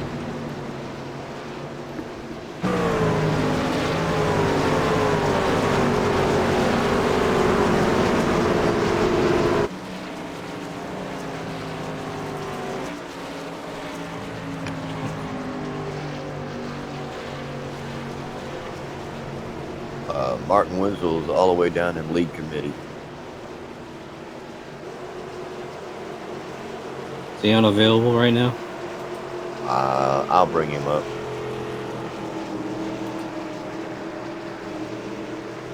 Looks like Chris James. 20th, currently 6th. It's not too bad. Yeah, especially since he had the early front end damage to his truck. He looks like he's got it all patched up now. Hey, Martin, this is David up in the booth. You got a copy, brother? Yes, sir.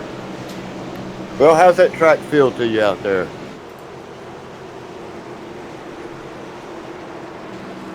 Hello? Yeah, you got us? Yeah. What's that track feel like to you, brother? Once we got in, about how many laps was that run? I mean, that's when the truck started feeling good to me.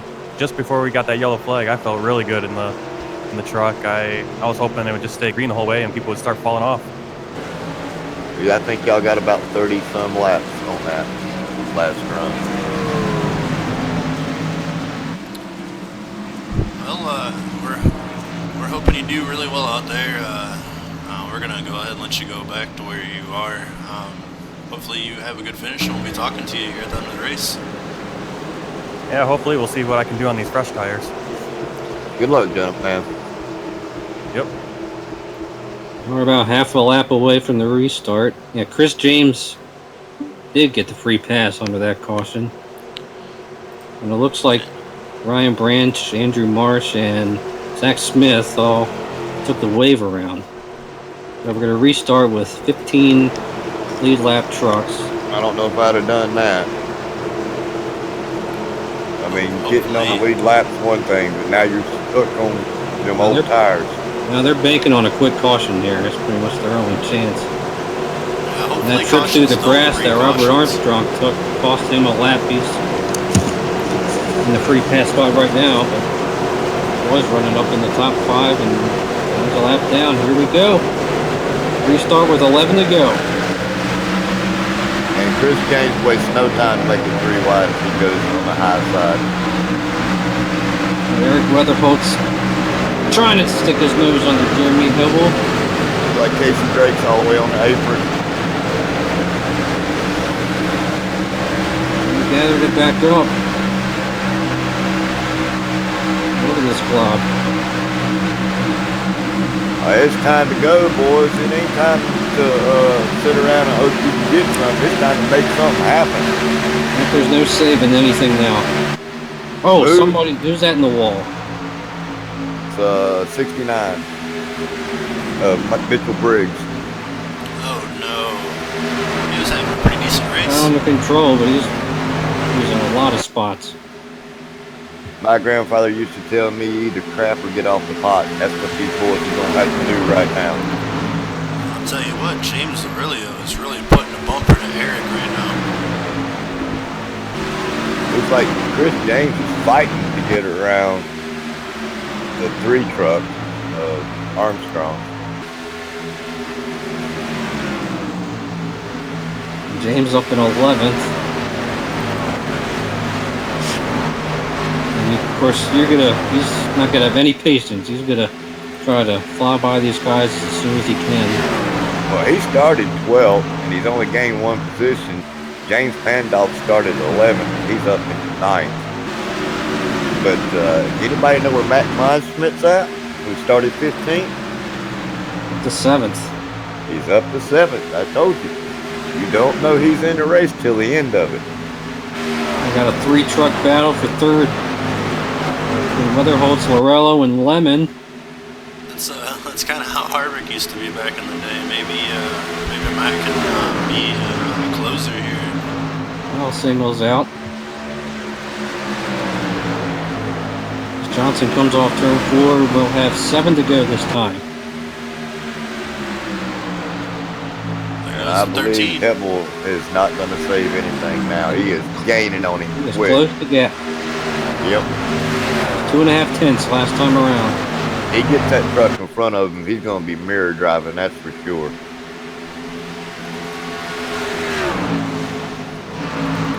He might pull at Daytona again. The only lap he's going to lead is the last one. Never know. Well, it don't really matter if, wait a minute, hold on. He's actually not running this for points, is he? Oh, wow, look at this. James Yes, Aurelio. Yeah, he actually is. So, yeah, he don't have to finish in front of Johnson. All he's got to do is finish where he's at. And it's basically a win for him. And he's still going to go after this win because it's another 3 bonus points come chase time. Oh, that's right. That's for sure. I want all the bonus points I can get. So it looks Yeah, it like doesn't matter if it's the second race of the season. It's never too early in the season to start taking points. He's got 5 laps to get it done. And he's still closing that gap in on him. The battle for third is intense right now between Lemon and Weatherholtz.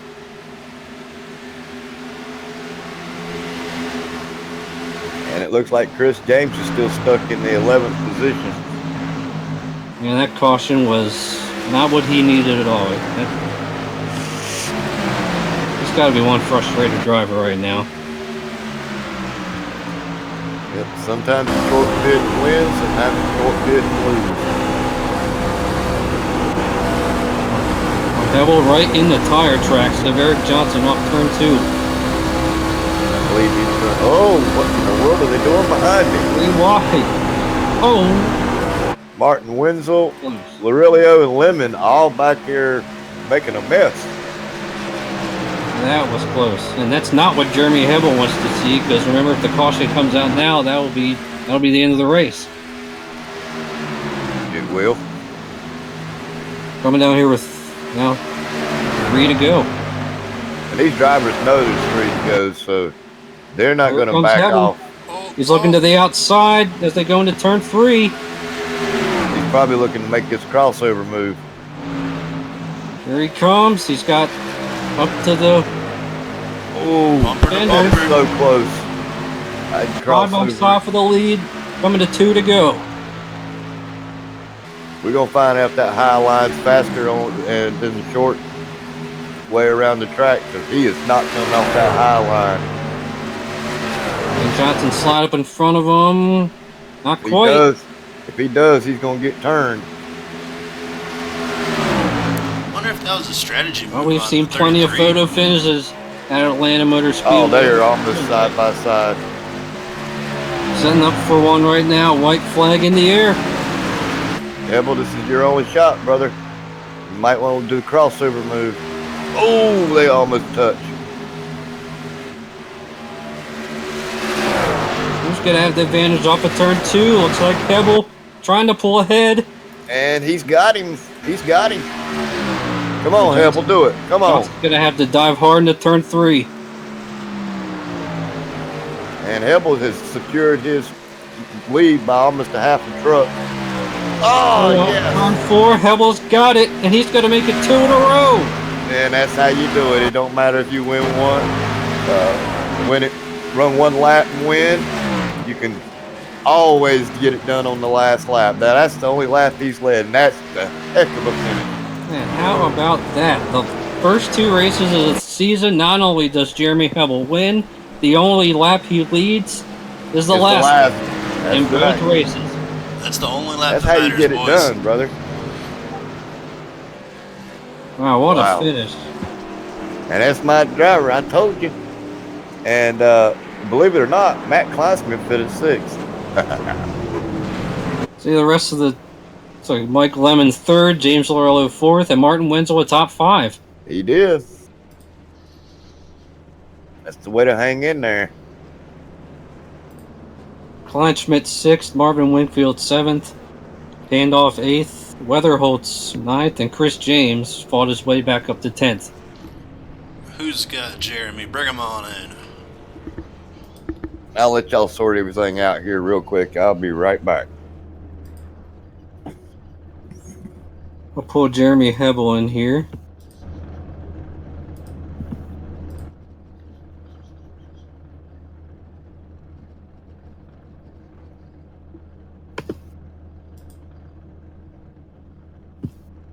Hey, Jeremy, it's Taylor. You got a copy? Yes, sir. Man, how about that? Both races, you win and only lead the last lap in both of them.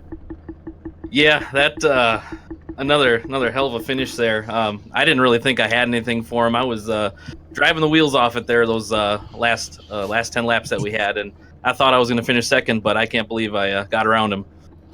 Yeah, talk about the pass on Eric Johnson. You got to the high side and made it stick.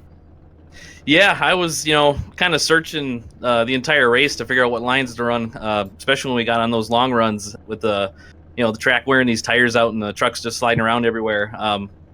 nice fresh tires there after that last caution, I think really helped me to stick it to the high side and just keep my foot in it. And by the way, that's another 3 bonus points for the chase come September, bud. Yeah, that's pretty exciting just to be 2 races in and be in a pretty good position going forward. That was definitely amazing, and congratulations, by the way. David Wellborn picked you to win this race, and we officially don't have bad luck when it comes to picking drivers now. So thank you for breaking the curse. Yeah, All right, well, thank you. man, that was a heck of a run, bud. Yeah, I still can't believe it. Well, like I said, I picked you to win this race, and it really surprised me that you waited till the last 3 laps to try to make your move.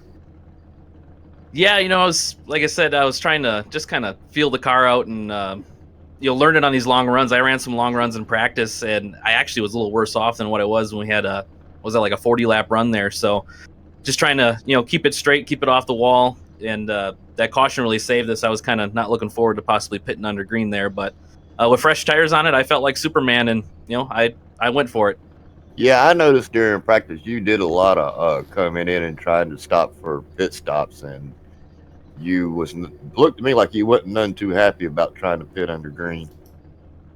Yeah, it's a little tricky here. Fast speeds and that entrance to pit road sneaks up on you real quick. So anything can happen. It can take you from the penthouse to the outhouse. So I'm just glad everything kind of shook out the way it did. Well, congratulations, Jeremy. Any shout outs you want to give? I want to give a shout out to my teammate who's not here tonight because he had a little bit of dental surgery, so he's at home healing up tonight. This win's for him. And just thanks to you guys for putting on a great broadcast and for DRL for putting together a great league. We appreciate it. Have a wonderful night, sir. Well, we already got Mike Lemon in here. Mike, you hear me? Yep, I got you. Boy, this sure was a lot of intense battles around you tonight. You came out with a 3rd place finish. Yeah, it was a lot of fun. I was pretty fast at the start, then I got into the wall. I had to go to the back and then work my way up. And how did the damage affect your truck, if it did at all? I didn't seem to. I stayed for the optionals, so I got back to 20th or something like that, and I had to come back up. How did you feel how did you adapt to the conditions as you're driving tonight? Did you feel the tires were coming in the longer you were driving, or what? The second stint, they seemed to. I really abused them the first run there, trying to get back to the front.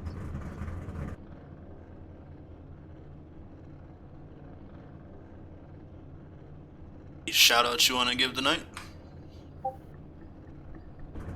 Yeah, just a DRL league. They seem to be really good. They've been good to me since I joined up, and maybe a shout out to Tater Bowman. He's been helping me with the banners and stuff because I'm need help to get that all set up. Well, thank you very much, Mike, for the interview, and congratulations on your 3rd place finish. We'll see you next week. Yep, look forward to it. All right, I'm going to get Eric Johnson here. Eric Johnson, it's Taylor in the booth. Do you hear me? Yeah, I got you. Boy, what a battle you had with Jeremy Hebel at the end, but you come up 1 spot behind him. Yeah, it was a fun race, and just gave that one away, I think. But Jeremy he did what he had to do and got me. And a couple of bittersweet finishes in a row. His 3rd yesterday after some setbacks, and lead the whole thing tonight and finish 2nd, but still an overall pretty good weekend for you.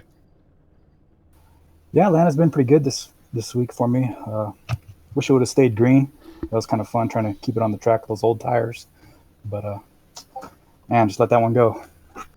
Just out of curiosity, while we were watching you run those last few laps, we kind of seen you that you were kind of hanging on the low side going on a backstretch. Was that an intentional? What was going through? What were you trying to accomplish there? I was trying to protect the low line going into 3 and 4, but it didn't work because he passed me on the outside. Cold trickle. Yeah, so I don't know. I was just trying to protect the inside. 10-4. Any shout outs you want to give out tonight? Just everybody with Dynasty Racing League, and that was fun. Well, we had fun watching you guys run, especially that last battle there. Hopefully you have a wonderful night, Eric, and we'll see you next week. Thanks. Congrats, Jeremy. You mind if I get Matt Kleinschmidt in here? Yeah, go ahead.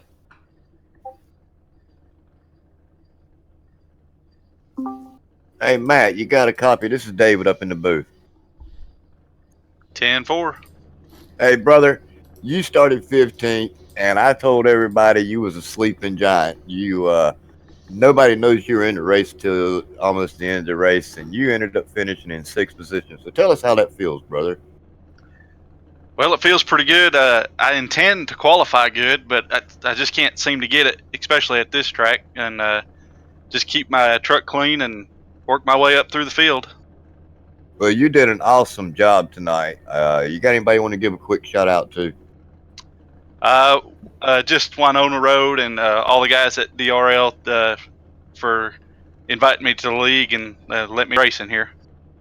Well, like I said, you did an awesome job, and you're my pick to actually win the championship just because of you may start in the back, but you're always up there in the top 5 or top 10. So if you continue to do that consistently here through the championship run, you're going to end up coming home with a championship.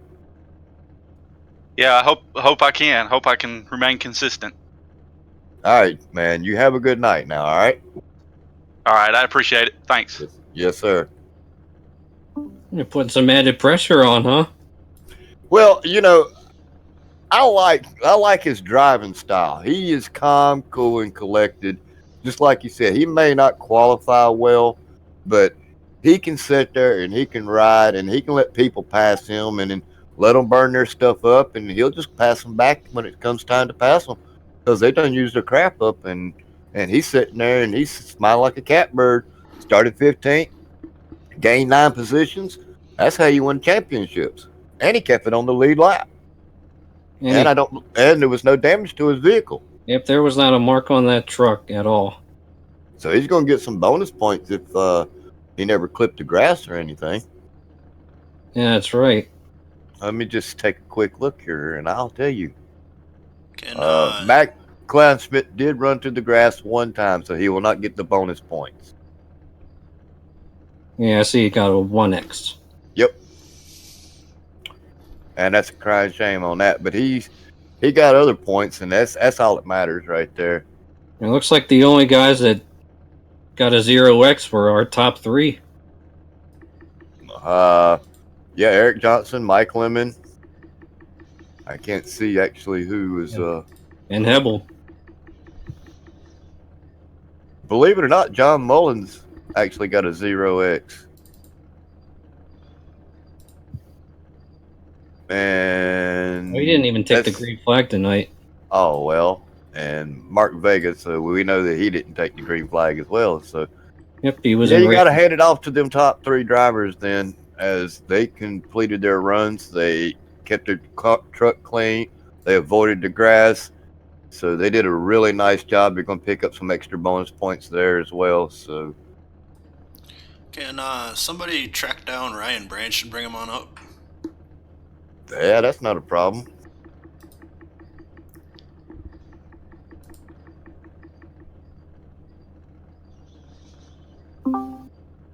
Hey, Ryan Branch, this is Dan in the booth. You got a copy?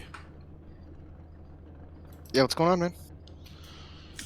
Hey, unfortunately, you ended up having some bad luck there, but, how did you feel out there tonight? I felt amazing in the truck early in that race. I quickly passed a couple drivers. I think I started in 4th. I got past 2 guys easy, and me and Eric were kind of coasting away from the field. I was just coasting behind him. I felt like I could have passed him whenever I wanted, very early in the race there.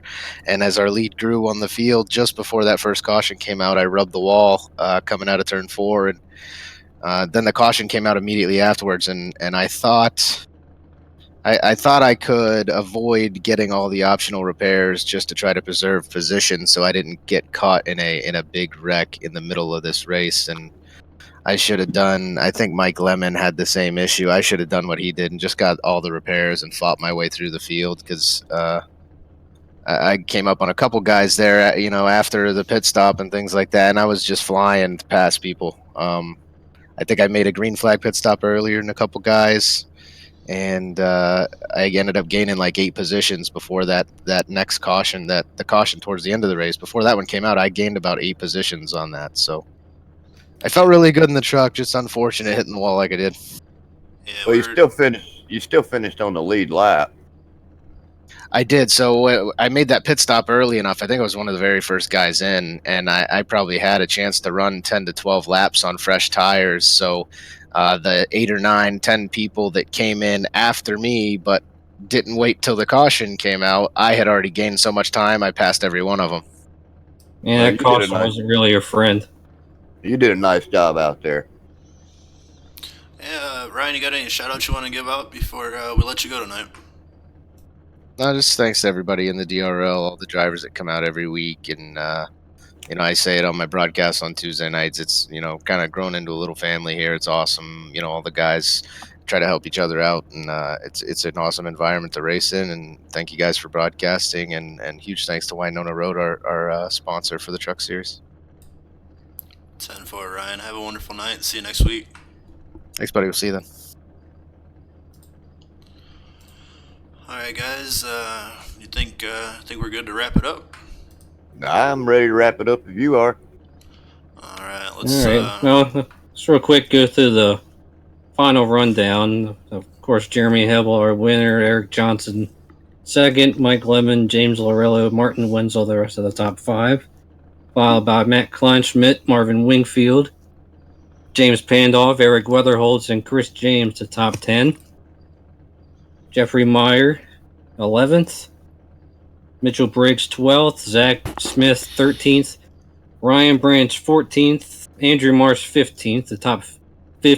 The top 15 trucks all finished on the lead lap, followed by Robert Armstrong, a lap down at 16th. Bradley Freeman, 17th, Spencer Tart 18th, Dustin Neikert 19th, and Casey Drake had a late issue, and he's going to end up with a 20th place finish here tonight. And then the rest of the field, Cody Gatsky 21st, Chris Torrance Jr. 22nd, William Winfield 23rd, Clay Phillips 24th. Both of them got involved in wrecks tonight. Cy Jackson in 25th, 16 laps down. He had all kinds of internet issues. Bob Cunningham, 26th, and Kenneth Lehman, 27th. And that was not a bad race for 27 trucks on the track tonight. No, it wasn't. And the next race of this series, we're going to be going to Las Vegas. So if you thought the racing was intense here tonight, you need to definitely tune in next week for Las Vegas. Looks like we're going to be running about 83 laps.